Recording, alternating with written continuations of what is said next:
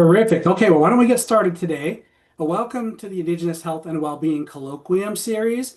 This series has been sponsored by the Harvard University Native American Program and the Department of Global Health and Social Medicine at Harvard Medical School. My name is Joseph Gaughan. I'm a psychologist and interdisciplinary social scientist, professor of anthropology and of global health and social medicine, and the faculty director of the Harvard University Native American Program, or what we describe as HUNAP. I'm also a mental health researcher who focuses on Indigenous well-being, hence the interest in this particular colloquium series. You should know as we start out today that Harvard University is located on the traditional and ancestral land of the Massachusetts, the original inhabitants of what is now Boston and Cambridge. Harvard University is also governed by the Charter of 1650, which commits our institution to, quote, the education of the English and Indian youth of this country, unquote. This colloquium series was inaugurated in February of 2021, and today is our 12th seminar in this series, for which I'm pleased to welcome Professor Laurence Kirmayer. Laurence J. Kirmayer is Distinguished James McGill Professor and Director of the Division of Social and Transcultural Psychiatry, McGill University.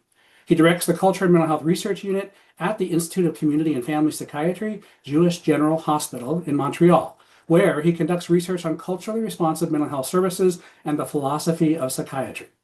His publications include Healing and the Invention of Metaphor toward our Poetics of Illness Experience, and the co-edited volumes Healing Traditions, the Mental Health of Aboriginal Peoples in Canada, and Cultural Consultation, Encountering the Other in Mental Health Care. He's a fellow of the Canadian Academy of Health Sciences and the Royal Society of Canada. Professor Kirmayer will talk to us today about Indigenous knowledge, epistemic communities, and the politics of pluralism. He'll talk to us for perhaps an hour, and then we'll move into a half hour of audience exchange before we wrap up today. Please note that you can post your questions and comments using the Q&A function here on Zoom. This event's being recorded and eventually will be available for viewing on our HUNAP website. So without further ado, let me turn the session over to Professor Kirmayer. Please, Laurence, take it away. Thank you so much, Professor Gaughan. It's a privilege for me to be here. I'm very glad to take part in this discussion. What I'd like to do today is just put some ideas on the table for us to think about, and hopefully we'll have some exchange after this.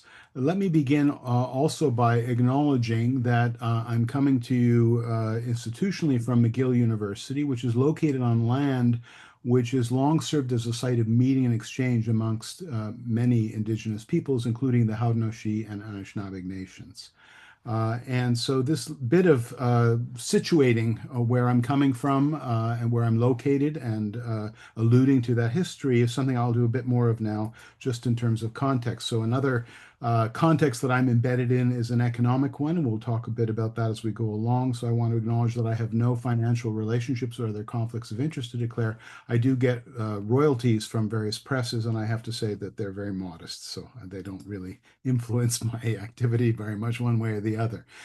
Here are the objectives for my presentation today. I'd like to talk about some of the tensions and trade-offs involved in adopting particular epistemic positions in cultural psychiatric research, Indigenous mental health promotion, and bioethics. And as we'll discuss, this is a central issue and concern in the area of Indigenous health and mental health. I hope to show some ways in which methodology, epistemology, ethics, and politics are deeply intertwined, and we can't really consider one without the other.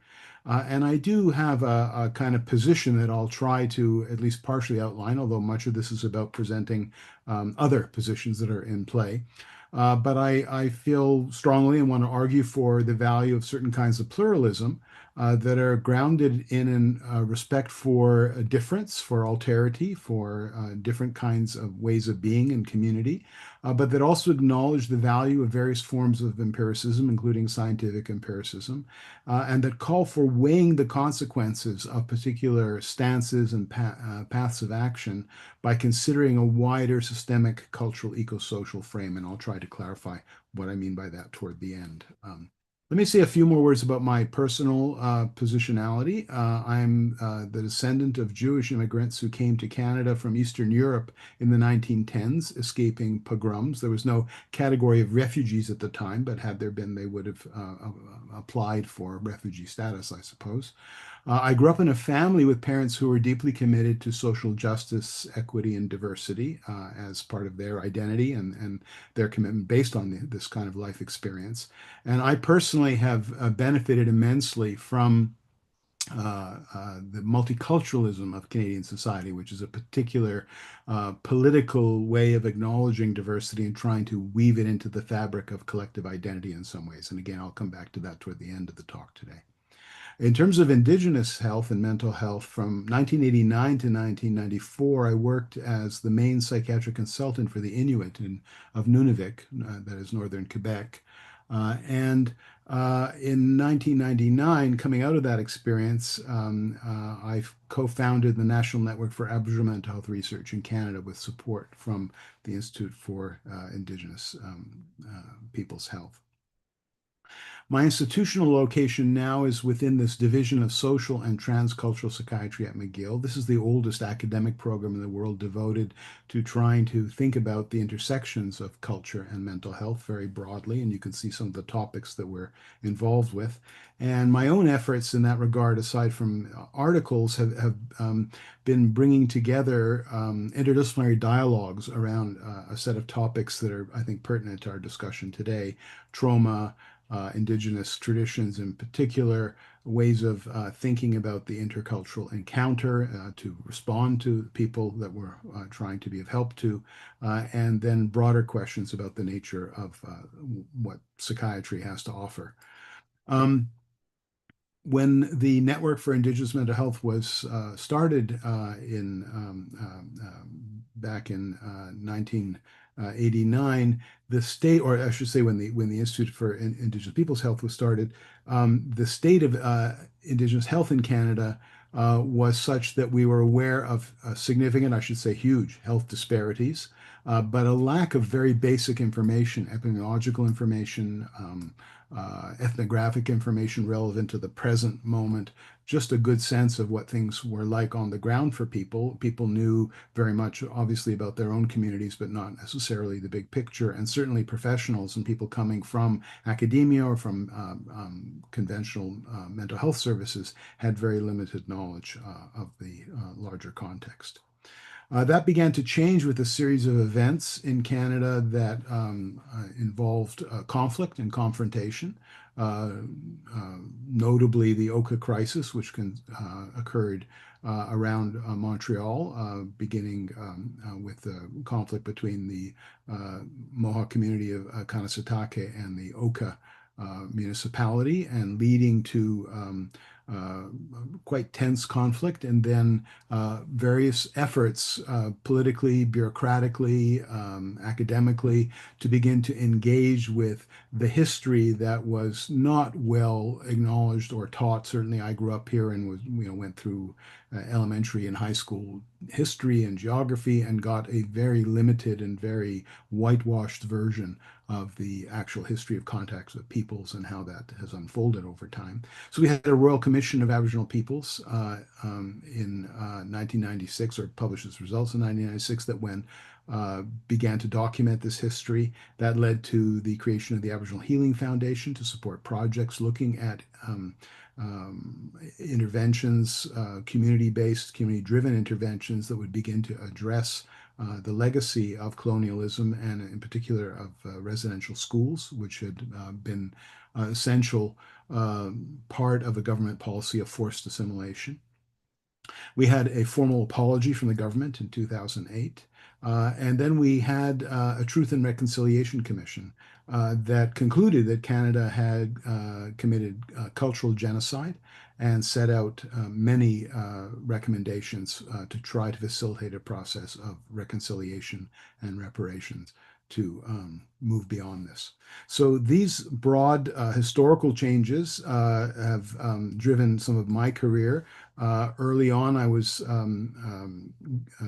given a task by the Royal Commission on Aboriginal Peoples to review the literature on Indigenous suicide, and partly because I'd already been involved clinically with trying to make sense of that and begun to do some research. And so we did an extensive report, which was then incorporated into this official report.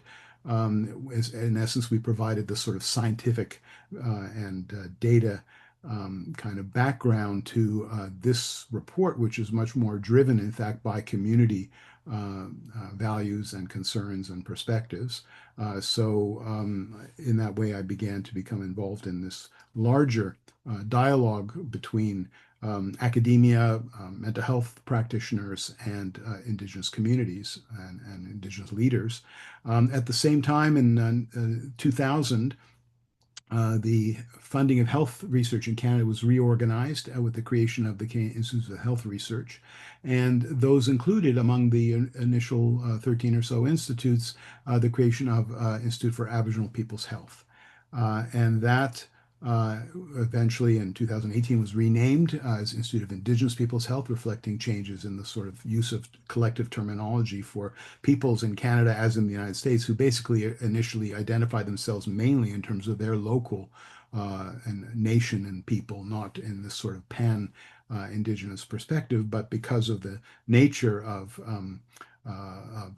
governmental influence and bureaucracy, people are forced to find collective terms, which are also part of a course of forming common cause to try to advance shared interests.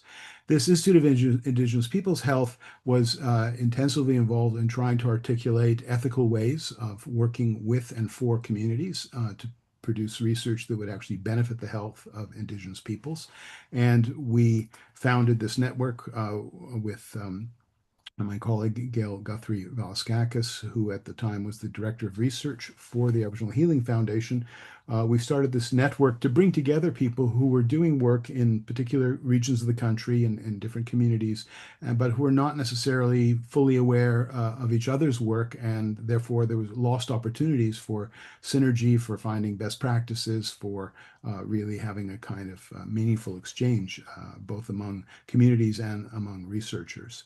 That network was established, and the goals really were to conduct research in partnership with Aboriginal organizations and communities and coordinate research collaborations among academics across Canada. To train new researchers, and these are training grant essentially, to train new researchers from, especially from Aboriginal backgrounds, to develop the capacity for mental health research in Aboriginal communities, and to disseminate research methods and findings to Aboriginal groups, communities, and health practitioners. I mentioned already Gail Guthrie Valaskakis, Indigenous scholar who was a professor of communications and media studies at Concordia University, and who helped establish this network in a way to provide a research arm to the Aboriginal Healing Foundation, which was dispersing funds to communities for healing projects, very broadly construed. I mean, a healing project could be something involved with telling the history of a community, creating an educational program, creating some kind of ceremonial activity that would address the grievous injuries that came from forced assimilation, the residential schools, and systematic out adoption, various other government policies. So we had a mandate to try to support research that would, to some degree, look at the impact of these different kinds of interventions and related issues. Another key mentor in this process, an elder for this group, was Dr. Joseph Couture, who was the first Indigenous counseling psychologist in Canada and a professor of Native Studies. He had thought long and deep about ways of bringing together Indigenous values and perspectives and knowledges with the best possible kinds of research and practice. And so I recommend to you his writings. In 2004, we had the 25th anniversary of the founding of this network, and we had a meeting at the Jewish General Hospital in Montreal where we brought together a large number of people. And I'm glad to say that after 25 years, we went from there being very few Indigenous researchers in mental health to there being still a relatively small number, but a significant number of people who some are in mid-career already and have many of their own students. So there really has been some success in capacity building. And along the way, a lot of opportunities to reflect on the nature of not only the situation in terms of people's predicament and their priorities to try to improve mental health, but more broadly and more deeply to understand what it is we're about, what it means to begin to engage with Indigenous cultures and communities on their own terms, and the implications of that for how we think about knowledge production and exchange. And that's what I want to spend most of the time today talking about in different ways. So you're all probably, most of you listening are familiar with the larger context. I'm not going to rehearse this today, but just to suffice it to say that the history of colonization and the subsequent governmental and institutional and everyday responses to the coexistence of settlers and newcomers and Indigenous peoples has occurred in ways that have involved great inequalities and ongoing structural inequities and violence, and that has had a significant impact on the lives of Indigenous peoples and their health and mental health. But also there has been, as I mentioned already, this policy, certainly in Canada, explicitly of the kind of forced assimilation and suppression of Indigenous knowledges and cultures.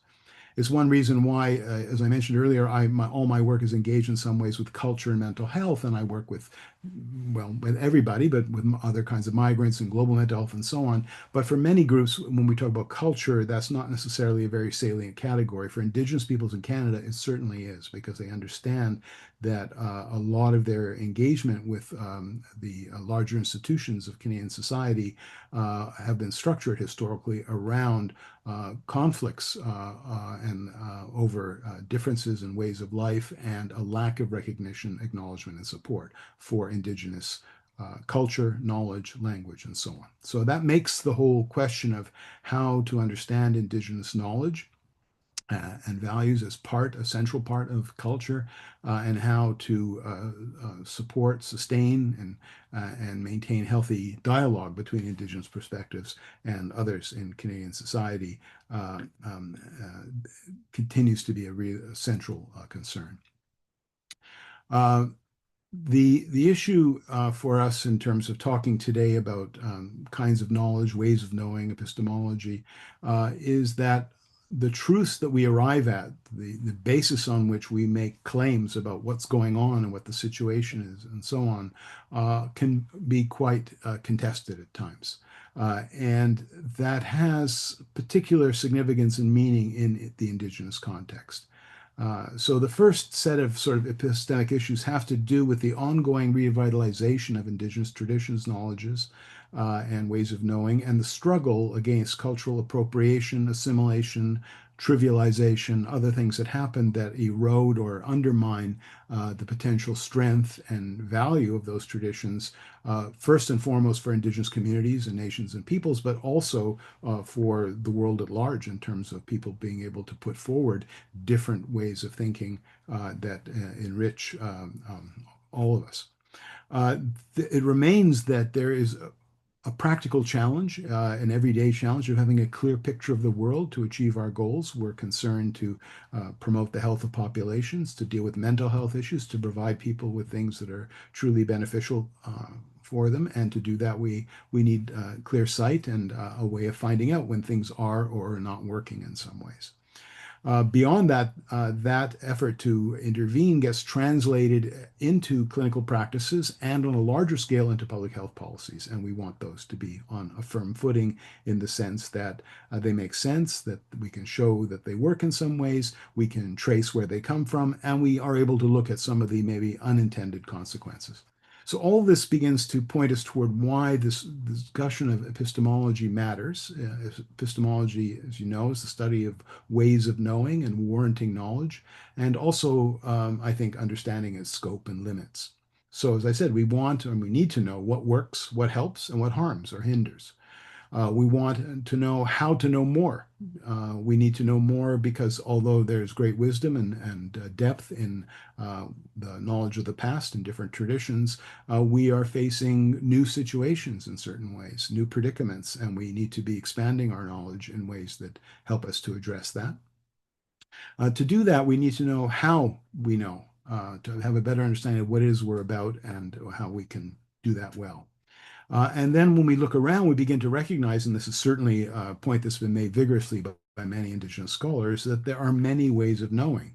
And if we want to improve our own epistemic strategies, then it's helpful to know what some of those other ways are. I'm speaking now from a sort of general global agora of ecology of knowledge. So knowing how others know is important. It's also important insofar as we want to recognize and respond to people's own self-understanding and community understanding, to understand them, to respect them, to build bridges so that we can have meaningful dialogues. Along the way, what becomes apparent is there are situations where people are silenced, where they're not able to express their understanding, to put their knowledge on the table, or if they do, it's not treated with the same seriousness and respect and fulsome consideration that we would expect.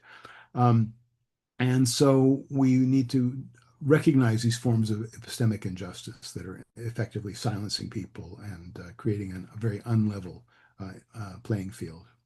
And finally, although again, as I'll argue, much of this leads us toward a certain view of pluralism, it remains that we live together side by side, rubbing shoulders all the time. And so there are situations where even if we adopt a pluralistic attitude and say we would like, a thousand flowers to bloom and we would like a live and let live kind of environment, there are situations in which there are direct conflicts in knowledge claims that are very consequential for people. And so we want to talk a bit about that and how we can think about that. This becomes especially fraught in Indigenous contexts and many other contexts where we have communities that to some extent can be described as epistemic communities. That is to say, the community itself has certain ways of knowing, notions of authority, of who's a knowledge holder, of how one validates something, and that those are not just part of the toolkit, part of the resources of a community, but actually in some ways are defining of the community. That is to say, people understand their identity in terms of the ways that they know and the kinds of knowledge and wisdom that they respect and that they aspire to and that they transmit across the generations. And these systems of knowledge and ways of knowing are, in some respects, complementary, as I'll argue, but they can also be in some ways incommensurable, insofar as they might be based or assume a very different ontology of what the world is, of how things are made up, of what, or a different value system in terms of what matters. It may be hard to reconcile them. So here's a kind of reminder of where epistemology sits in relationship to the things I've just been talking about, a kind of ontology, that is what is the world made up of, what's the right way to characterize what the entities are that we're trying to understand, or the processes that we're trying to understand. Epistemology, as I said, about understanding how we know things. Methodology, how we go about finding out more or verifying things or deepening our understanding. And axiology, and this is the way that Wilson has sort of laid these out, which is really the domain of morality and values.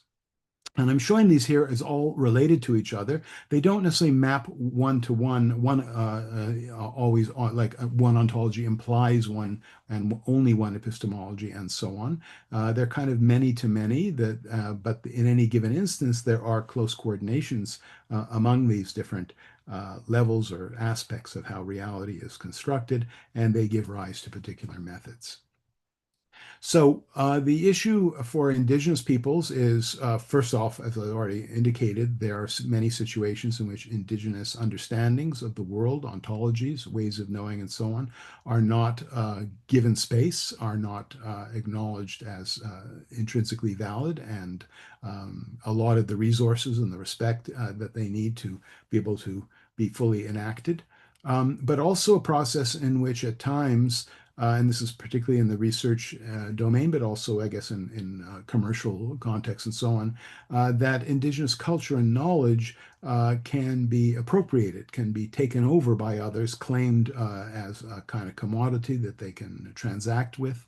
And a lot of research in the past has been extractive in the sense that somebody who's from outside a community goes in, talks to people, learns from them, and takes something away from that, and then does what they will with it. So that kind of appropriation has been a real concern. And one way to frame it is not just in terms of sort of property or commodity or monetary value that's being lost, but in terms of a kind of disembedding of knowledge from the relational web in which it is produced and in which it is ordinarily applied. And that has very serious consequences, as we'll come to, both in terms of distorting the meaning of what's being understood and potentially leading to various kinds of harm. So in this description again from Wilson, you see this notion that we should understand knowledge as being embedded in relationships, and that an Indigenous methodology means talking about relational accountability. And Wilson refers to this phrase, all my relations, all your relations, he puts it here, but all my relations, which is often something people will say in acknowledging the embedding of what they're saying and their moral and ethical responsibility to others and other beings in making sense of particular knowledge and interventions. So I think it's interesting that this phrase, all my relations, which could be, construed very narrowly by a Euro-Canadian or Euro-American thinking in terms of individualistic notion of personhood. All my relations means all my family relatives, let's say, or the people I'm directly related to in that kind of filial way. But interestingly, when one looks sort of at Indigenous ontologies, what becomes clear is that there's not only a kind of individualistic kind of frame that people are thinking in terms of, but there are other available frames. There is a kind of collectivist or interdependent or family-based and community-based understanding of the person that understands people as being embedded in relationships with others. But there's also a kind of ecological view of the person that understands people as being in a relationship and a filial kind of relationship with the environment and with non-human persons in the environment.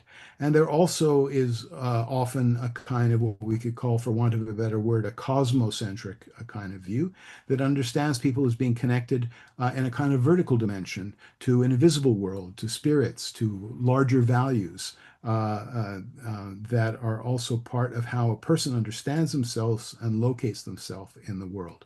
So these are differences in underlying ontologies that have significant impact on how we understand the person, how we might frame something like a mental health issue for someone, and where we might want to look for sources of difficulty and potential solutions. So again, just to rehearse this very briefly, the notion that the person might be constructed in a way that is fundamentally ecological or ecocentric means that relationships with human beings and the world, the natural world, are intrinsic to people's self-understanding.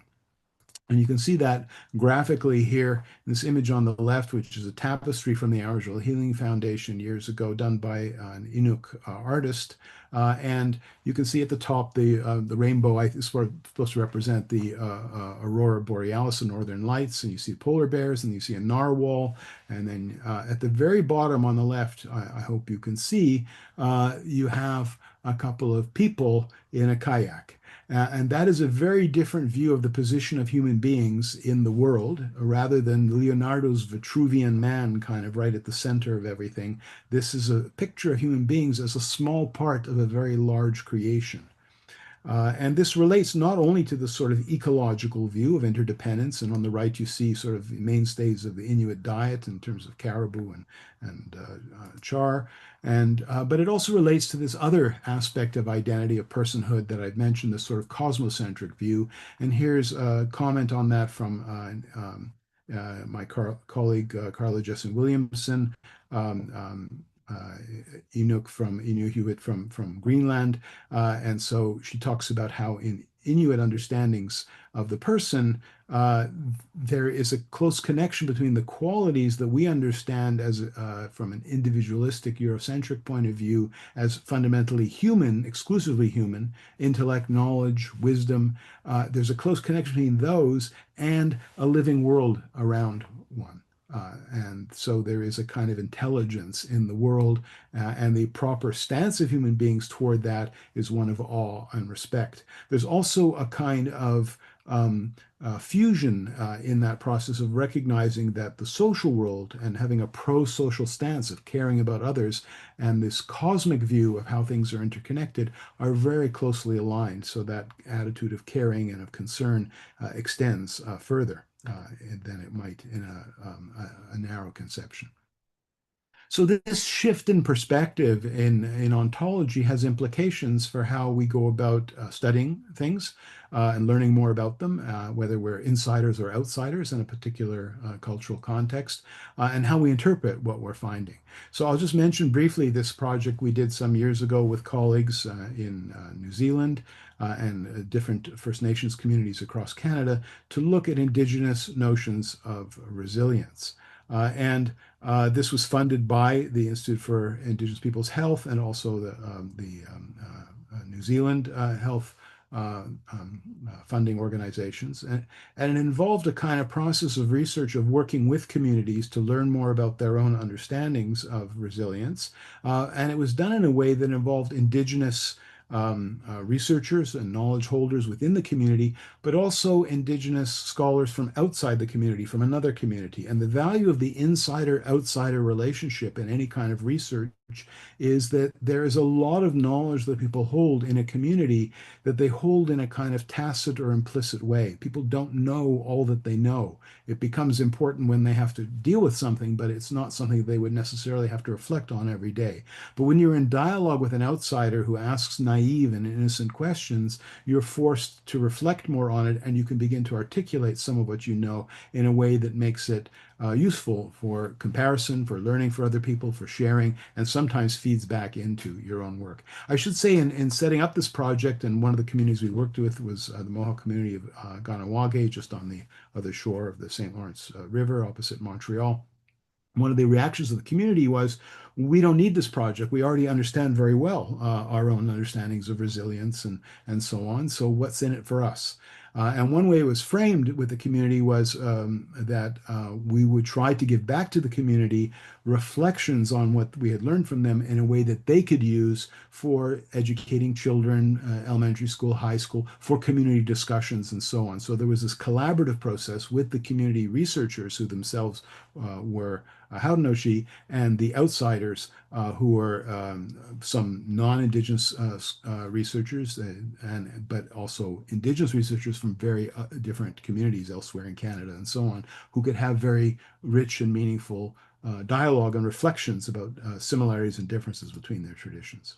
What came out of this project was, and we tried to focus not on everything that was relevant in terms of resilience. We took it for granted that some of the things that have been found in resilience research globally, let's say, are relevant. I mean, people who are very talented and skilled and attractive and amiable and so on, these are all beneficial things for individual resilience. But we were especially interested in what seems to be distinctive about Indigenous understandings. And you can see how clear it is on this little map. You can see some red dots, this map of Canada, and those are the communities that we worked in. And as I say, in each case, we had researchers based in those communities, from those communities, and also outsiders.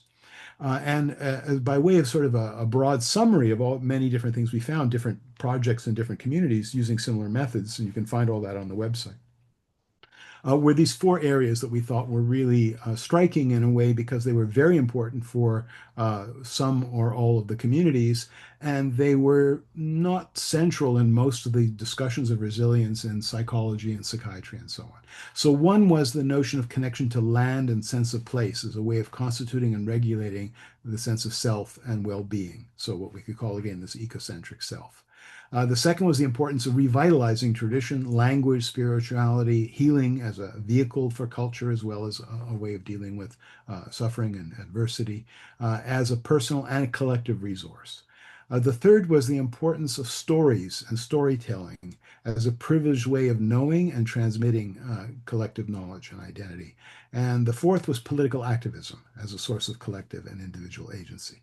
And I think these are very interesting, as I say. Again, we could flip it around and say, well, these are probably all relevant to people everywhere. We could start reflecting on that, whether or not a local culture acknowledges these essential. But these were clearly articulated and well implanted within local cultural understandings and ways of life, so that there was a lot to draw from for people in giving these accounts. And they each bear extensive discussion. I won't do that here today, but one point to be made from this again is that there is knowledge being produced in this effort to gainsay people's own self-understanding and collective understanding of resilience. In this case, I should say the way we framed resilience was simply people, individuals, families, communities that are doing well despite adversity. And we had communities talk about what forms of adversity they saw as salient, and then what kinds of characteristics, processes, knowledge, skills, and so on were important. I'll just say a word or two about the importance of stories, because this is very close to our question of epistemology. Actually, all the things I just mentioned are related to epistemology in the sense of if the connection to land, let me just go back to that slide for a second. The connection to land also speaks to the notion that there can be knowledge that is situated in places, and one has that precisely because one is located in the appropriate place and has the right relationship with that place, and therefore has access to certain kind of knowledge, which is relevant also to responding appropriately to one's position in that place. The connection of language and spirituality and so on, I think, is obvious in terms of ways of knowing and vehicles for knowing. So let me come back to this focus on stories for a moment, because in academic work and research and so on, we're very involved with texts, with structured texts, with narratives that are in some ways formulaic. This is the way that you give an account, a causal account or an explanatory account and so on. But for most of humanity, for most of history, and certainly for contemporary Indigenous peoples, storytelling, personal, collective, mythic narratives from the earliest times, from creation stories and so on, are very important vehicles for sharing, affirming, transmitting cultural knowledge. And it implies a different attitude, a different kind of epistemology, a different attitude for how to take a story. And one of the things that was very striking in some of the accounts we had from people, because this was being framed in terms of how these narratives, these stories help with resilience. One of the kind of themes at times was one learned certain stories and they were repeated in various ways, stories about creation, let's say, or about other kinds of teaching stories. And they were not necessarily delivered the way maybe a Sunday school story would be given with, and here's the moral of the story. But they were treated as accounts of living situations, and they lived within you. And when you then faced a certain situation, you might recall the story that you had not thought about and not connected to the situation, and now saw and felt and could enact the relevant meanings of that story for dealing with this new situation that you were in. And this is often how elders would talk about their stories and illustrate the power of the story by linking a long told story that had been was familiar to people with a new set of circumstances, a more personal and immediate story that showed how this more canonical, more collective, and deeply rooted story became relevant to new situations. So this points toward questions about Indigenous methodologies that would help us capture these epistemologies, these notions of where truth and knowledge is to be found and how it can be shared and applied in ways. And so here from a discussion of sort of concerns about the power and limits of Indigenous methodologies is this, I think, useful definition of Indigenous methodologies as the unique ways researchers use Indigenous positionality and perspective to inform research with and within Indigenous communities. And you see here again, Indigenous methodologies center and privilege the community's voices in an effort to contribute to the community. So much as I've already described, this way of talking about what is unique about Indigenous or specific to Indigenous methodologies privileges the relational embedding of Indigenous knowing and kind of implies some of this story-based and oral transmission of knowledge in its framing. When we look at the kinds of methodologies that people bring forward and saying here is something that would be either an Indigenous methodology or at least consistent with Indigenous values and perspectives, some of this has to do with the origins, with the location of where ideas are coming from and ways of doing things are coming from, that they are grounded in particular worldviews and values and epistemologies, as I've just said, that they have also a kind of what can we say, a kind of orientation, a kind of directionality. That is, they are concerned to redress the power imbalances inherent in colonial and global structures of knowledge and authority. That is, we're not living in a world with a level playing field where many things can be offered and used as needed. We really have pressures to authorize certain versions of things and to exclude and not even consider other approaches. The knowledges that are framed as particularly Indigenous and the methodologies that are framed as particularly Indigenous are situated and relational. And this is evident often in the role that elders and other knowledge holders have in being the person who has the authority to present specific knowledge and to validate and warrant particular knowledge claims. And the ways that people gain access to these in everyday life are through storytelling, through ceremony. I'll say a bit more about that later, land-based activities, and various forms of spirituality. Now, these approaches are in some ways and to some degree consistent with community-based participatory research and action research because those formulas for conducting research as a kind of methodological frame begin with the assumption that community needs to be not just consulted, but a full partner and indeed the driver of processes of inquiry, of learning and knowledge production and sharing. So there's a lot of consonance.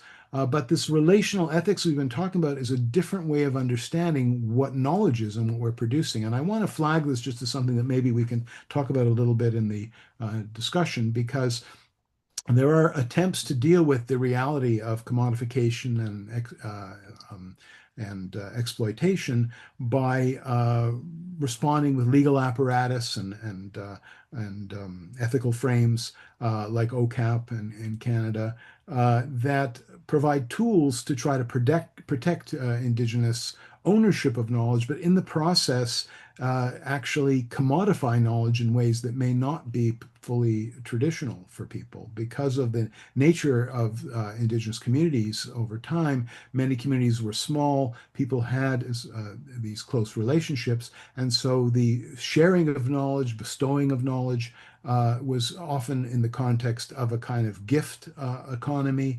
or of a kind of developmental attainment and a social responsibility. These are different moral logics than that of sort of consumer capitalism. And so we need to be alert to the dilemma that's created when one tries to push back against the structures that are really strip mining communities of their knowledge and their cultural capital, but respond to it by commodifying things in a way that undermine the actual process by which knowledge is relationally embedded and transmitted. Now, so Indigenous scholars are aware of these issues, and there have been many efforts to try to articulate ways of setting up relationships beyond within and beyond the community that allow for a kind of dialogical ethics that get us away from kind of either ors and purely economic transactions to really consider the nature of knowledge and sharing and co-production and how that can go about in an ethical way. And I'll just mention briefly here the idea of ethical space from Willie Ermine and two-eyed seeing from Albert Marshall. You see here Mi'kmaq Elder, who's talked about the idea that rather than making things an either or, we can go forward with an Indigenous way of knowing and Euro, in this case, Euro-Canadian way of knowing, and we can have both of those, and in the process we will have ideally depth of vision. Of course, there are many challenges in that process because people come to that kind of effort to see things from different perspectives already with kind of inequalities built into the dialogue. So the question is, how do we realize that? And the project I'll tell you a bit more about in a moment, we look an intervention project trying to do mental health promotion with communities. We had an annual two-eyed seeing meeting where we brought the community workers together to discuss how things were going and how they could be improved and refined. This is one such meeting. And we also had an extended reflection at one point that's represented in this paper on what was it that allowed some process of co-construction of knowledge to occur. And the emphasis in those discussions was not on rules, but on process. And the notion that what really had to happen was creating a safe space where people could talk openly and frankly, but then building trust in each other and where we were coming from and being able to have deeper conversations. So that is something that takes time. It takes, first of all, as I say, the kind of commitment to a certain kind of equity and monitoring whether there is inadvertent silencing going on. But however you cut it, it takes time. And that, unfortunately, oftentimes in other kinds of settings is not feasible or not respected. So let me just say a few words then about the project that this kind of process of trying to work together across communities. And again, it had a similar structure to the Roots of Resilience project in the sense that there was central groups of researchers helping with some of the technical aspects of the knowledge exchange, but to a large extent it was community driven, and there was community to community sharing and exchange going on so that it was not centered on sort of dominant models coming from psychology. And this is a program that was mandated funded by the Public Agency of Canada that had asked for mental health promotion projects that would work with communities experiencing disparities using an evidence-based practice and adapting it in some ways. So at the center then was this question of what is evidence-based, how does that work, and what does adaptation look like? We worked in very different First Nations communities across Canada. And in each case, we had a researcher who was either from the community or had worked for a very long time with the community. So they already had a very strong and established relationship of trust with that community. The program was based on strengthening families, which had already been adapted for a Lakota community and then for by Leswith Beck and the communities that he worked with, and then adapted in turn for Anishinaabe community in Canada. But in this case, each community was invited to take the existing sort of templates and the versions that had been created by other communities and develop their own culturally localized versions. So rather than defaulting to a kind of pan-Indian approach that sought for the commonalities, only there was opportunity and space for people to get quite local and particular depending upon the time and resources they had in developing this program. And you can see the overall structure is this is, I should say, oriented for and directed to young people, sort of 10 to 14, and their families. And so there's a set of sessions, all of which involve getting together with multiple families, having a meal, having various activities, having elder telling certain stories, and then take-home activities for the family to do together. Separate discussions between youth and family during these sessions.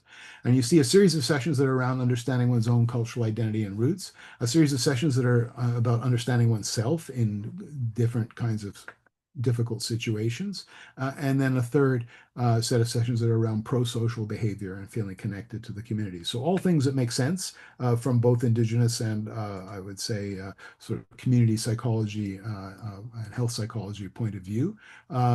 But all of this done by taking these generic versions and examples of what other communities have done that are more culturally specific and developing one's own cultural version so that the board games and the kinds of role playing and other things that people would do would be very rooted in the community. And this is one of the early iterations of this program in Splatching in Central BC with a graduating class kind of from the 14 session program.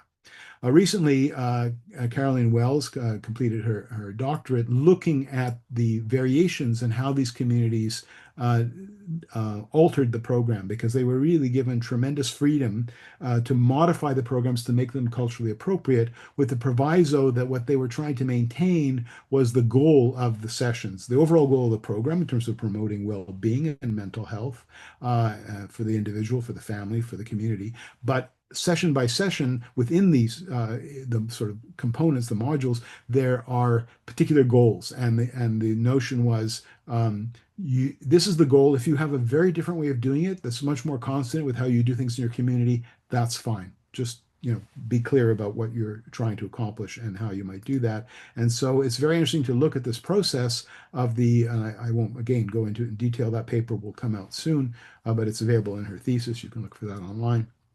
And how people change not only the content and not only the form, the sort of superficial adaptation where one simply puts everything in a sort of familiar form, but more deeply in terms of language and deeper still in terms of the actual concepts and values and skills that people are employing that are relevant to the context that they're living in. So we have the sense that this worked, but I'll come back to that. I mean, that's again part of the challenge in doing this kind of more radical adaptation that comes close to being culturally grounded in some ways for people. We have the impression that it was helpful to people. Communities certainly felt strongly that it was helpful. And the things that they pointed to were that they felt engaged, that they felt hopeful and optimistic and were working together to do something to help their community and their youth, that there was explicit valuing of First Nation culture, history, and community, that by learning more about language, about culture, and so on, people were strengthening individual and collective identity, that youth were learning skills, that a big focus of the original program that was carried over was improving the environment of family communication and parenting skills. Parents found it very helpful to talk together about the challenges they were facing with youth and dealing with the modern world and social media and so on. We actually, as part of back and forth conversations with communities, ended up developing a component of the program that focused on cyberbullying, an emergent problem at the time that we were doing this work that, certainly was not a problem in the past in quite that form. And connecting across the generations to elders for young people was, and for everyone, was a powerful impact, and also the sense of belonging within community. So this has a general, not only does this tell us some stories about this particular kind of intervention and a way of beginning to evaluate it with the community in terms of what they see as working and things that can be articulated, it has implications for thinking about healing practices across culture, because part of the notion is that it leads us to look for processes and outcomes from an intervention that might be different than or in addition to the ones that are built into the original intervention. If something is developed on the basis of family communications theory, then one has very specific outcomes one's looking for. If something is developed on the basis of cognitive behavior theory, there are very specific things you're looking for. And yet communities, and in this case youth as well, are bringing forward specific issues that they see as central. And that is a way for us to think a kind of complementarity of different healing systems. Not that they all aim for exactly the same thing, that some of them actually are aiming to do other things at the community level, things in terms of one's relationship to the environment, to the animals, to spirituality. And we can see the sort of complementarity of those with more narrowly focused psychological interventions or social interventions, so that it doesn't need to be an either or. We can begin to understand interventions on their own terms. So far so good. I think that's an argument for pluralism, for inclusion, for letting people go forward with strengthening their own knowledges and putting them into play in ways to solve their own dilemmas. But there are some potential problems that I want to end by sort of raising, and so that, as I say, hopefully we can have some discussion around this. Pluralism is not a straightforward thing. It is a value in itself, and people who are committed strongly to one way of doing things may not themselves be committed to pluralism. People who are devoutly religious in one particular faith may or may not be tolerant toward other faiths, particularly when they begin to encroach on their lives. It's one thing if it's over there, far away, I don't have any problem. But if it's in my backyard or my neighbor or my family in some ways, then there may be tensions. There also is palpably the case that not everything works as intended, as well as intended, or in the ways that were intended. And some things that people do with good intentions nevertheless cause harm. That's clearly true for biomedicine and psychiatry. I think if we're honest, we have to say it's potentially true for almost anything. It's not enough to say that people do this because they're deeply invested in it, or it's lasted for a long time, so it must be great, everything must fit well. That's not how it really looks when you look at human history. People do things for a whole variety of reasons because they advantage one segment of the community or because somebody, some other happenstance happened. And sometimes they have unexpected and unanticipated and unthought through consequences. So we need some way of being attentive to that, of adjudicating that, of making sense of that. And that implies a kind of need for a larger epistemology. This plays out in very significant ways in clinical settings, and I won't belabor this. I'll just mention it very briefly because I'm coming to the end. So this is a paper that talks about a particularly difficult and important story about there's one girl, but there actually were two cases in Ontario connected to Six Nations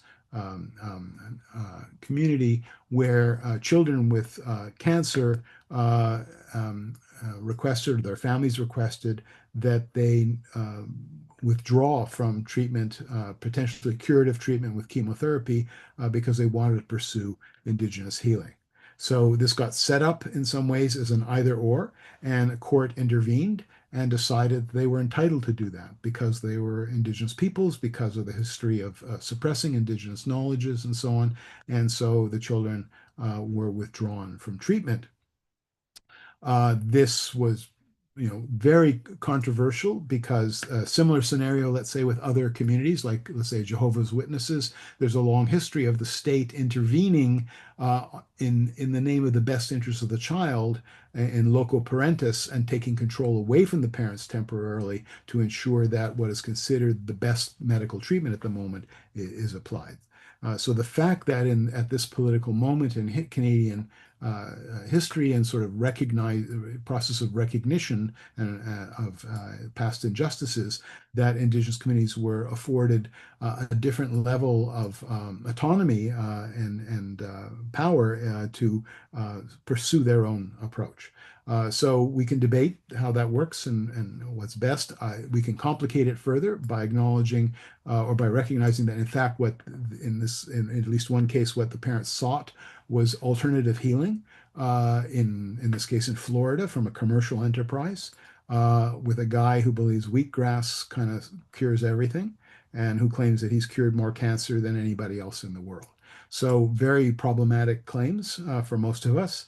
Very worrisome that this becomes the sort of outcome of giving people space for autonomy. And the story, of course, is much more complicated than that because the polarization occurred not just because of different epistemologies or different beliefs about health and healing, but also because of very toxic interactions between healthcare staff and the Indigenous community that were experienced as racist and not as building the kind of trust and recognition. So rather than simply framing this in this sort of deontological way, like we should just talk about what the principles are at play here and we'll talk how they should be played out, we need to understand this in more systemic and relational terms and understand that what's needed in this setting from a practical point of view, from a sort of clinical ethics point of view, and from a larger social policy point of view, is a process of mutual recognition and discussion about what's at stake and what are people looking for. So in the end, this raises questions about how we actually live out pluralism in healthcare and in civil society when we are trying to redress past wrongs vis-a-vis Indigenous peoples. It's tempting to frame the problem just as a question of the autonomy and sovereignty of a particular nation or nations vis-a-vis larger society. But if we recognize that we're all embedded ultimately in the same larger social systems, then we need to find forms of pluralism that respect diversity without suspending the production of critical knowledge and the ability to debate alternatives and concerns for well-being and vulnerable individuals within a particular system, so that they are not sacrificed on the altar of political agendas of one sort or another. And I won't go further with this. I think it's a good place to stop. But if I did go further, what I would talk about is trying to use a sort of ecological, eco-social way of thinking about this, of understanding that we're all embedded in a kind of system, and that's is true for a small indigenous community in a remote region, where people are basically concerned about how to live with each other and live with the larger sort of social structure, as it is for the indigenous people living in cities. In Canada, more than half of indigenous people live in cities, and so they're part of this larger process of exchange. And to do that, I think we need to be able to think about where knowledge is, where it sits for people, and that's where this kind of ecological view, informed by what's now called 4E cognitive science, the idea that knowledge is embedded, is embodied, is embedded in a particular environment, is enacted, and is extended into the world, can be used to think about what knowledge, belief, and conviction are. That we have embodied feelings of what is true, what's meaningful, what seems immediate to us. We're embedded in local contexts that make available to us certain ways of understanding ourselves and acting. We enact that as cooperative practices with other people, and it's extended into a larger ecology, economy, and politics of knowledge. And that in turn is governed very much by our attitudes toward each other and the kinds of communities we're in. And I'll just end by saying that this is particularly important at this moment, because we're living in an environment where the best available knowledge about certain aspects of human biology and health is being challenged by people who have very idiosyncratic and often patently ill-founded ideas. And that is likely to have very bad effects both for individuals and populations in the time to come. So creating an opposition between indigenous knowledge and science, or local knowledge and general knowledge, creating these kinds of tensions and not approaching them in a nuanced way, is not going to serve us well as we go forward with the project of trying to respect and acknowledge difference and diversity and build stronger communities. So thank you very much for your attention, and I will stop here. Wow, fantastic, Laurence. So appreciative for your picture and portrait that you've painted for us around these very complex and nuanced issues. It's always a pleasure to listen to you think about these issues and to place them on the table for our consideration. And there's a lot here. So folks, if you have questions or comments for Professor Kirmayer, please enter them into the Q&A function, and we'll get to as many of those as we can in the next 20 minutes or so before we need to wind up or wrap up. Laurence, I'll start with just a question for you, which has to do with, I think, the challenges of the political elements of knowledge production and knowledge legitimacy over against the pluralism that you're pursuing or urging.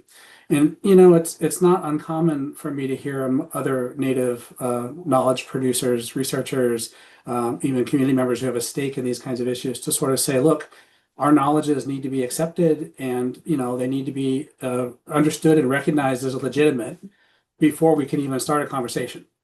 And that's a pretty sweeping sort of claim to make, and it's not usually, at least certainly in academic and university circles, how knowledge claims and knowledge approaches are sort of asserted or expected to play out. So I wonder what your thoughts are within the framework of pluralism more generally about these sort of understandable Indigenous claims, but at the same time, is there a way to view that in some way that's more reconcilable? Yeah. Well, very understandable, because as we said, and I didn't detail it, but you know it very well and you've written about it and so on. I mean, there is a long history of silencing, of excluding, of dismantling things. So if people start off by saying, hey, wait a minute, we need to be at the table, or we need to be heard, we need to be able to even hear ourselves and have our children, have our community hear ourselves. I mean, this seems so basic that it obviously has to be there, or we're starting off on the wrong foot completely. So I think that that's perfectly reasonable to make that argument. They're two, and that's certainly there in Willie Ermine's idea of ethical space. His idea of what would make an ethical space is a space where things can be put forward and not prejudged, and begin to be unfolded and begin to be looked at, and then we can make sense of them. Or again, the idea of two-eyed seeing. There are two dilemmas around this. One is that the notion that things should be treated exactly the same kind of knowledge is probably a bit of a confusion sometimes, because not all knowledge is the same. Not all things that pass as authoritative knowledge in the realm of science or everyday ways of doing things have the same grounding at all. So if we can start talking about sciences and different institutional ways of warranting truth on one side, we can equally talk about different kinds of facets of knowledge, things that are based on personal quest, things that are based on transmission, things that are have different qualities, and that it would be, and most elders or knowledge holders would know this, that this knowledge has applicability in a certain domain for a certain kind of question. It doesn't necessarily answer everything. And so that's also, to me, that's one of my personal markers of sort of wisdom, is a certain amount of humility, like that I don't have, like when this other guy says, I've treated more cancers and cured more cancers than anybody in the world, it's like, well, that's already self-disqualifying, because it just sounds so grandiose that something's wrong here, Anyway, so there's that issue of, are we nuanced about how we make knowledge claims, what kind of claims we're making? So yes, it's absolutely valid to be heard and to make the claims, but let's do it in a more nuanced way. And the other part that I think is important in this is that the reality is that we are all living at a confluence of multiple epistemologies, of multiple things on offer. And they're coming at us all the time. And certainly it's true for the youth that I work with in Indigenous communities. They're all on social media, they're all connected, they're all getting bombarded by all kinds of stuff. So we have to take that into consideration from the get-go too, that you can't pretend, oh, I'm just going to, this is my political project now. We want to create space to be heard and so on, and hear ourselves. But it's unrealistic to think that you're actually doing that in a kind of insulated sphere, because everybody's already being affected. So the idea that we have to also at the same time, to some degree, work on coexistence, work on surviving in this global agora where there's all kinds of nonsense going on. And I say that pointedly because, I mean, biomedicine has lost at the moment one of its stalwart institutions. I mean, the CDC in the US has been shaken very badly, and it's no longer viewed, certainly in Canada, as a trustworthy source of information about things like preventing epidemics. So that's kind of a catastrophe for medicine, and I would say potentially for all of us. Canada just lost its status as, a measles-free country, and that's again due to people adopting certain practices because they have a certain set of beliefs, but they're not engaged in dialogue with a larger, what I would say is useful, maybe in some cases best available information about certain kinds of questions. So I would just say both of them come down to the same issue of not either or. That advancing one's own knowledge also means being nuanced about it, and not claiming that it's the sine qua non for everything that you could talk about. And making your knowledge practical is recognizing that you're dealing with a situation in which there are cross-cutting forces affecting people. So that's how I would begin to approach it anyway. But I'm not pretending that solves it either. I think this is a vexing issue for pluralistic society, for deliberative processes in general. How do people negotiate their differences? And it's true, of course, even in small communities where in the same family you can have people who have very different attitudes, let's say, toward traditional knowledge and Christianity and science and whatever in the same family. So, Thank you for that. And a related question, I suppose, pertains to the definition you cited from Professor Winchief at Montana State around how to define Indigenous methodologies. And, it's tied up in positionalities and perspectives, as you say. And yet I think within academic spaces, at least in the ones that I was socialized into, there was often a distinction, usually implicit, sometimes explicit, that identities and ideas are very separable kinds of phenomena, and that ideas shouldn't depend on identities.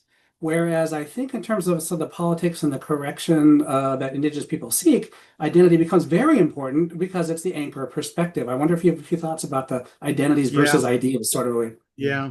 Well, I mean, I think speaking as a scientist, as somebody who does research, and where one of the premises you accept is you have beliefs, you have convictions, you think certain things are important, you hope certain things turn out a certain way. But the ethics of what you're doing is you have to allow for the possibility it might not turn out the way that you expected. And you're going to tolerate that. You're going to work with that. Maybe you work with that not by giving up what you thought, but by saying it wasn't a well-designed experiment. Let me try again because I really believe this is going to work. And that's valid. That's the conservatism of science, that it doesn't just throw things away, it keeps working with it. But if you don't take that stance that I could be proved wrong, and I'm willing to do that, and actually I could even get excited and happy about that because it's a chance I'm going to actually learn something new that would be very enriching in a way. So that stance is different. And so having done that, at the same time, when I teach people, I often ask them, well, why do you want to study this?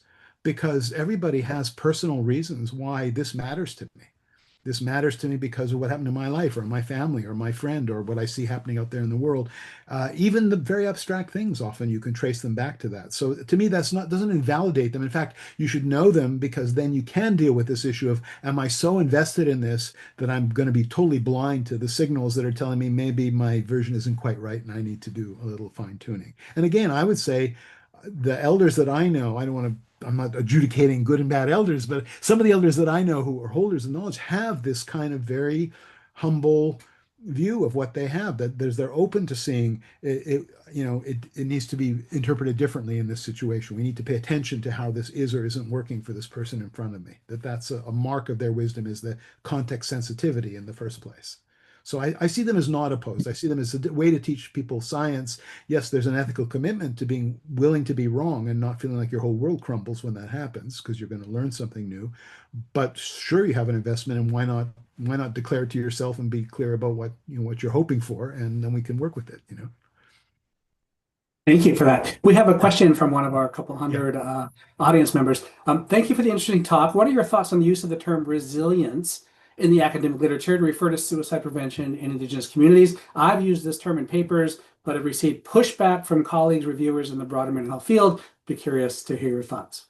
Yeah. So, as you know, the word resilience was born from material science on the one hand. So, the idea that you can have a flexible metal thing and it'll spring back kind of. Human beings are not like that. We are marked by everything that happens. So, yes, you can be knocked down and get up and keep going. But you are changed by that experience. So, in that sense, the idealized resilience of something just returning to its original state is wrong. It's not a good characterization of how biological systems respond, with allostasis, let's say, with modifying their way of regulating themselves.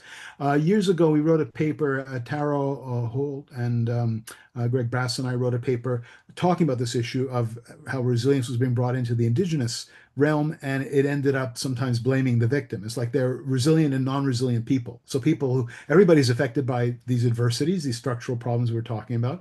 And some people do well, so okay, they have this special spice, or this juice called resilience, and other people don't. So in a way, it ends up throwing it back on the person in a way that's very destructive.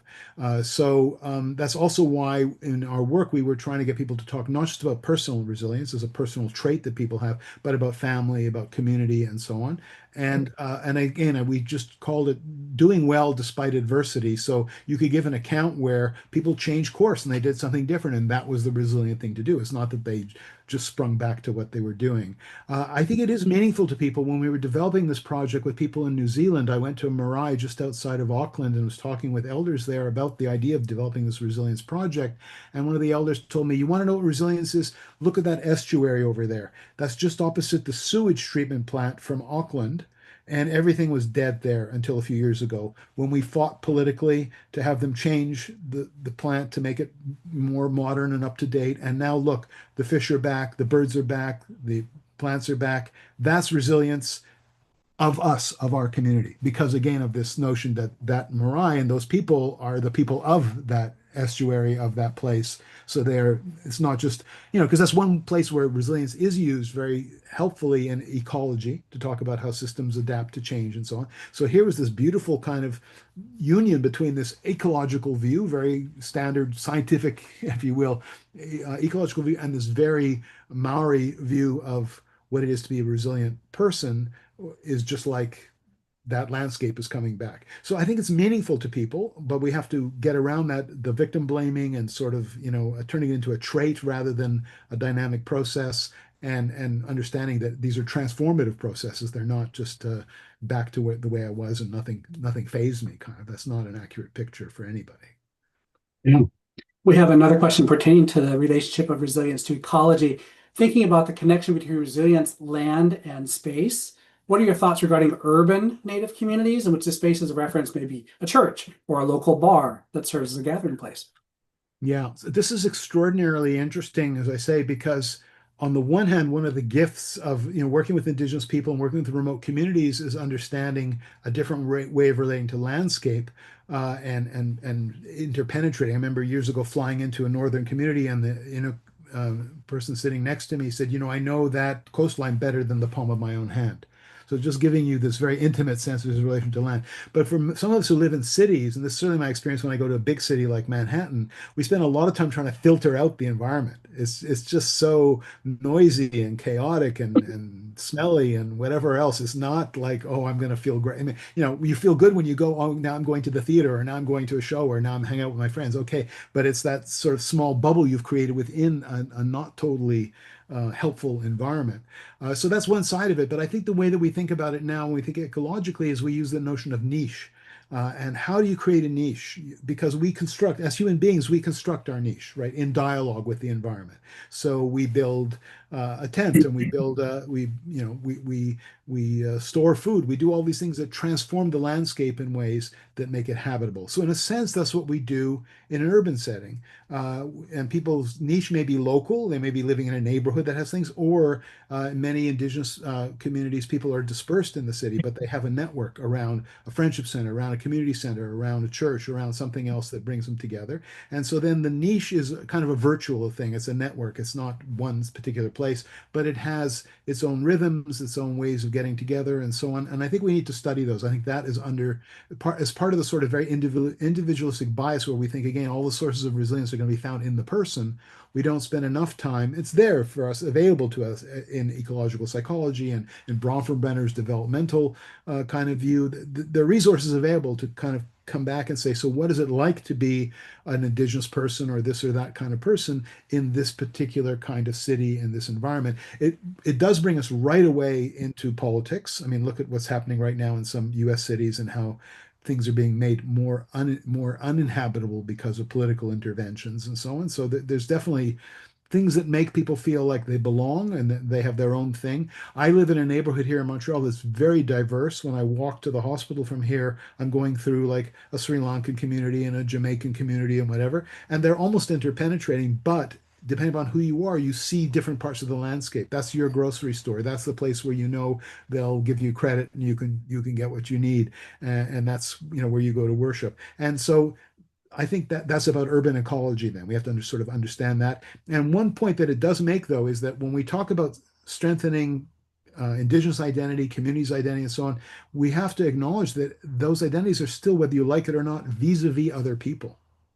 If they don't acknowledge you, if they look down on you, you're fighting with that all the time. I mean, this is the whole argument around, mascots for sports teams and so on. It's like you could say, well, who cares? Except that this is an unhelpful echo, an unhelpful mirror when, people are trying to assert and clarify their identity. What you want is the gaze of the other, contra Fanon's experience, the gaze of the other to be validating, to be recognizing, to see you as you want to be seen.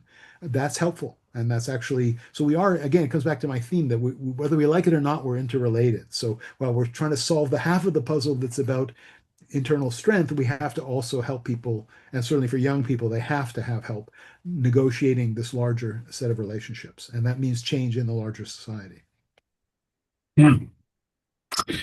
Here's another question. I'm working on a national mental health survey with Indigenous college students using standard questionnaires. If we take all my relations as an ontology of personhood, where do you see the limits of scaling up? For example, pooling data across nations or creating national benchmarks before it does epistemic harm by flattening Native-specific meanings into a generic Indigenous student category. Very good question. I mean, the major preoccupation, I would say, for cultural psychiatry, whether it's with large quantitative data or with small qualitative data, it's always the same question, how do we not, this is part of what Arthur Kleinman called the category fallacy. We look at the world through a particular lens, and that's what we see. And lo and behold, we do find it everywhere because we're only looking at that little spot. So yes, we can find something like that. So the answer for this kind of, I think, large scale research is there has to be some qualitative research at the beginning with different stakeholders, and there has to be some enlargement of the universe. You can keep your standard questionnaires because they're an anchor point for comparison. Even if they don't work that well in the end, at least you'll learn that. And if they do work well, or however they work, they give you a way to compare. But we have to enlarge things. We have to ask some other questions that we wouldn't think to ask. Nowadays, if you're talking about we're talking about niches, if you're talking about a young person and talking about niche, you have to talk about their use of social media and online things because they may spend many hours of their day interacting that way. And if you just ask about the old questions we used to ask, you're not getting at how they're actually spending their time. So analogously, if you think that these other aspects of personhood might be in play, extended family, relationship to non-human parts of the world that they're in some kind of meaningful connection with, there are some broad questions you could ask that would at least open that up a bit and get a clue that there's something else going on there. This happened with WHO, and they were trying to make the measure, the WHO call, sort of measure for quality of life around the world. They start off with all these dimensions, and they discovered when they started going around that they had left off crucial dimensions. So the dimension they had to put in was spirituality, because they discovered all kinds of people who said, yes, I'm poor and I don't have this and I have that, but I have a very rich ceremonial and spiritual life. I go and I do pujas every day, or I go and I do, and that is meaningful and satisfying, and it's a dimension of my. So it's just one broad example of how, by paying a bit more attention at the get-go, you can produce data that will be more interpretable and more meaningful, including just get geospatial, markers, so you can figure out, oh, this person is living in a neighborhood that post hoc has a very high density. Let's say there are lots of indigenous people living in that neighborhood, or there's lots of this or that thing going on that might be relevant to interpreting the data post hoc, secondary Yeah. analysis. Fantastic. We have some questions that refer to advancing decolonization of health and health research. And, I don't think you use that word decolonization. Maybe you can reflect a little bit on what that word means and how we should use it, if at all. Yeah, so I mean, it's a very interesting word, and you and I, we've been involved with a couple of papers using decolonization in the title, and the spirit of it's very appropriate. People have suffered from colonization. There are ongoing structures that have a historical link to that, although I don't think that, and there are even places in the world maybe where that is still relevant, but I think the structures of oppression we have now are not always best framed in those terms. So, for example, we're at a moment right now where kind of oligarchic capitalism is the thing that's killing everybody, or going to kill everybody. So we need other vocabulary. And the other point to make around that is that colonialism, settler colonialism, is one kind of colonialism. There's not only one kind of colonialism in the world. There are different histories in different places, and they've unfolded in somewhat different ways. There's a lot of similarities across North, Central, and South America because of the ways those were colonized and so on. But even there are differences.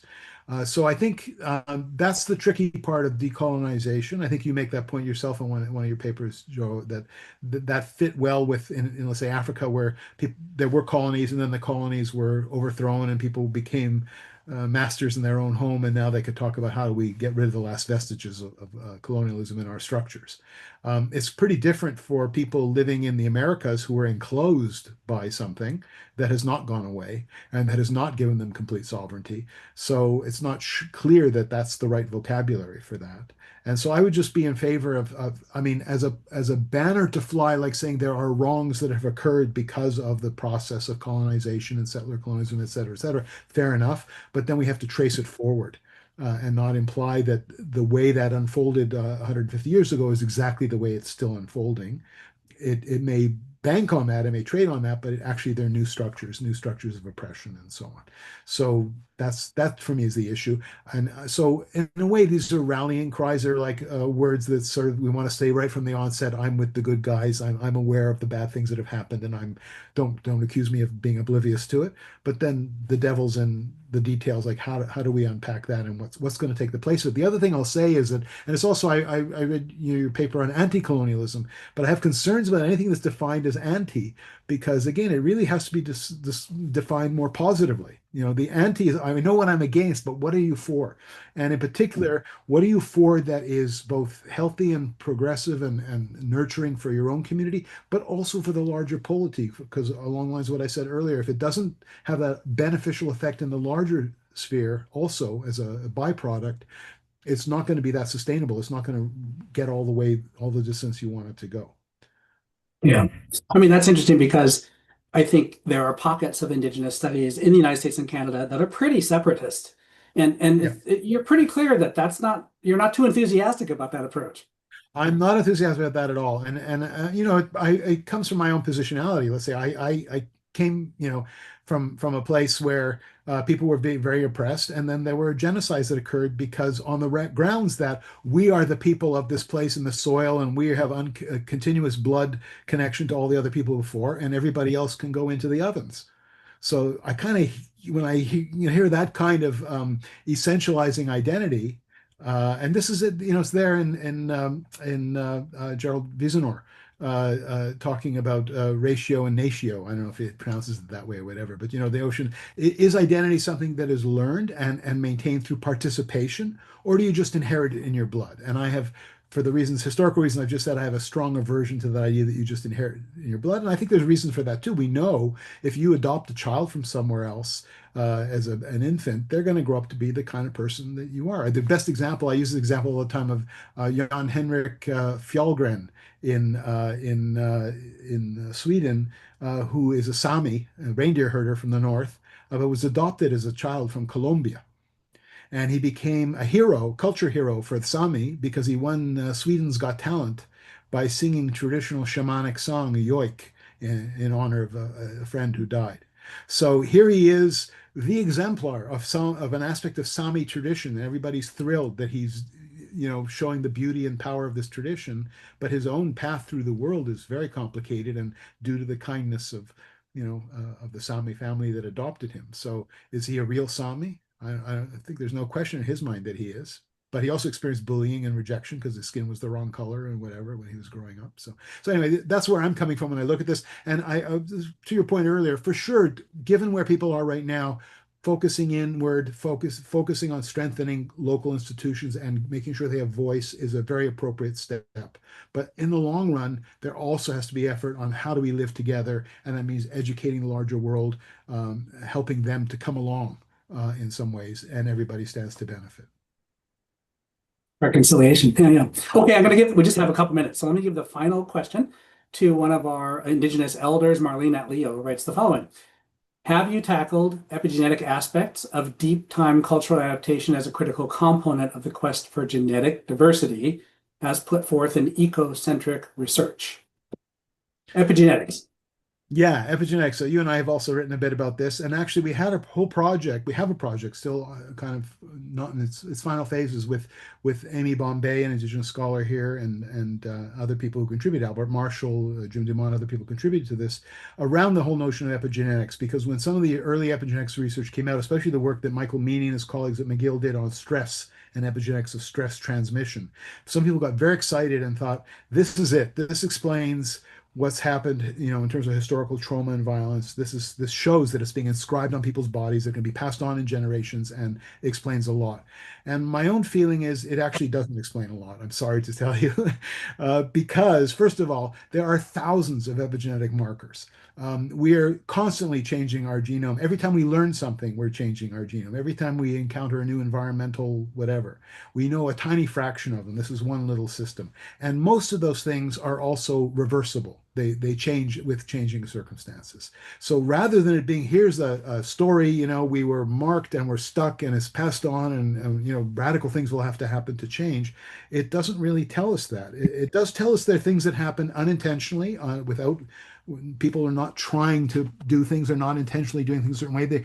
They become more vulnerable, let's say, to being irritable and rattled when they're stressed, and that affects their children and so on. Things like that are happening for sure. But the bigger things that are happening at the level of whole families, of whole communities. And I think it's very important we don't lose sight on that, because there's a strong tendency to think that somehow when we discover one of these fascinating mechanisms that are part of the intricacies of our bodies, to feel like we've gotten something more fundamental.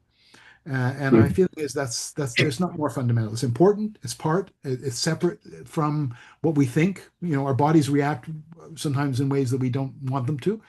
We need to know that, but it's not more important or less important than, let's say, how families interact or the things we've been talking about in terms of political sovereignty. So that's my position. We're very interested in it. Michael Meany was part of this project. He came and gave a talk on epigenetics to the elders who were there in the room, which I should say was very deflationary.